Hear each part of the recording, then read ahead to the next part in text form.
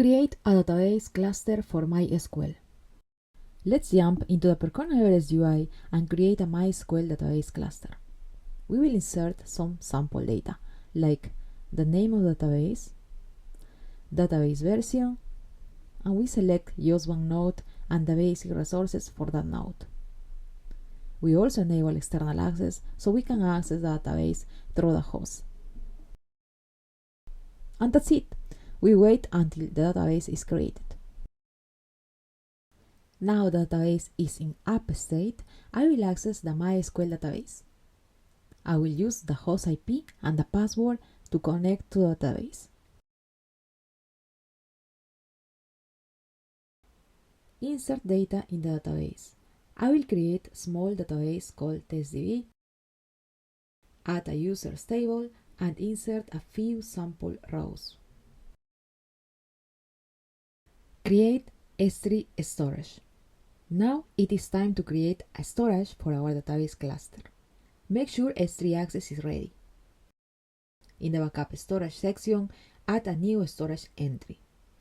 Provide all the required details: name, bucket name, region, endpoint, access key, and secret key. Then save it. Take a backup of the database. Next, open the details page of our database and create a new backup. Enter the backup name, backup demo, and select the backup storage we created earlier. We will use this backup to import data into a new cluster in the next step. Import a MySQL database. Once the backup is ready, I will import it into a new MySQL database. In the UI, select Import and MySQL. First, I provide the database name. Select the version, then continue.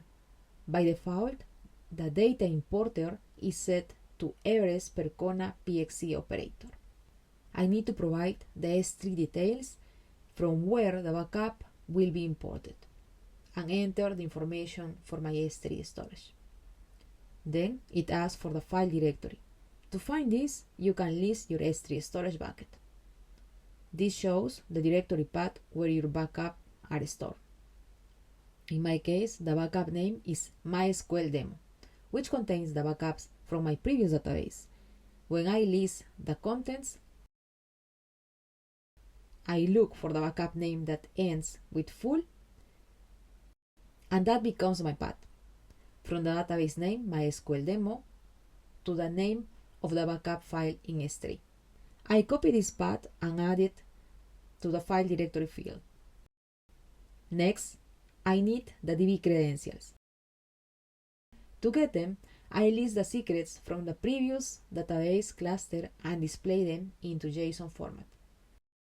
I use these values to complete the database credentials, and then I save the configuration. Finally, we click Continue and proceed to add details for our new database cluster. We wait a few seconds until our new database is up and running. Then in the Restores section, we can see the database was imported successfully. Finally, I log in into the new database and list the data. It matches the content from our original database. The database import was successful. If you would like to try this process with PostgreSQL or MongoDB, check the documentation.